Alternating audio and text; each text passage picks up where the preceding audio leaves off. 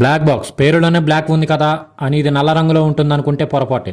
ఇది నారింజ రంగులో ఉంటుంది. విమానం టేకాఫ్ తీసుకున్న తర్వాత కాక్పిట్లో చోటు చేసుకున్న ప్రతి సంభాషణతో పాటు విమాన పారామీటర్స్ కూడా ఎప్పటికప్పుడు ఇందులో రికార్డ్ అవుతూ ఉంటాయి.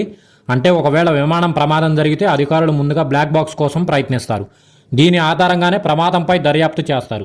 బ్లాక్ బాక్స్ అనేది ఆరెంజ్ కలర్లోనే ఎందుకుంటుందో అనే దాని వెనక కూడా ఒక కారణం ఉంది.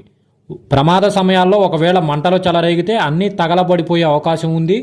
ఆ సమయంలో నారింజ రంగులో ఉన్న ఈ బ్లాక్ బాక్స్ను గుర్తుపట్టేలా సులభంగా ఉంటుంది.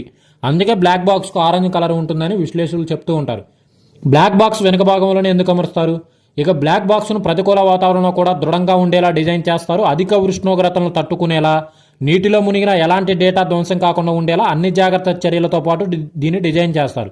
ఒకవేళ రాడార్ సిగ్నల్స్ అందుకున్నప్పటికీ బ్లాక్ బాక్స్ మాత్రం పనిచేస్తూనే ఉంటుంది. ఇక బ్లాక్ బాక్స్ విమానం వెనక భాగంలో అమర్చి ఉంటుంది. ఇక్కడే ఎందుకు అమరుస్తారంటే ఇది చాలా సురక్షితమైన చోటని నిపుణులు చెప్తూ ఉంటారు. అంటే ఒకవేళ విమానం క్రాష్ ల్యాండ్ అయినప్పటికీ ముందు భాగమే మొదటగా టచ్ అవుతుంది.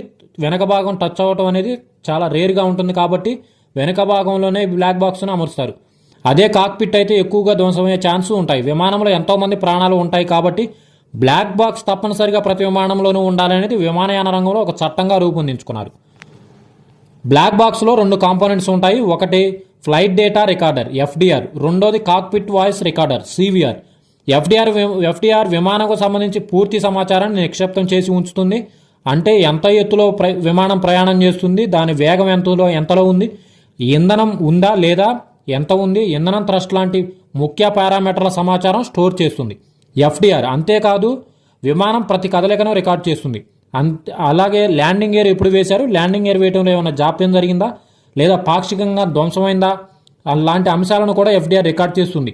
ఇక కాక్పిట్ వాయిస్ రికార్డర్లో కాక్పిట్లో జరిగే ప్రతి సంభాషణ రికార్డ్ చేస్తుంది. పైలట్ల సంభాషణ నుంచి ఏటీసీతో పైలట్ల సంభాషణ వరకు ప్రతిదీ రికార్డ్ అవుతుంది. ప్రమాదంకు ముందు అరగంట ఏం జరిగిందనేదే కీలకం. ఇక పైలట్ ఎక్కడ సమస్య ఎదుర్కొన్నారు, లేదా విజిబిలిటీ ఏమైనా తగ్గిందా, వాతావరణ ఇబ్బందులను ఏటీసీకి తెలిపారా లేదా, ప్రమాదం ముందు కాక్పిట్లో అసలు ఏం జరిగింది వంటి కీలక విషయాలను సివిఆర్ బయటపెడుతుంది.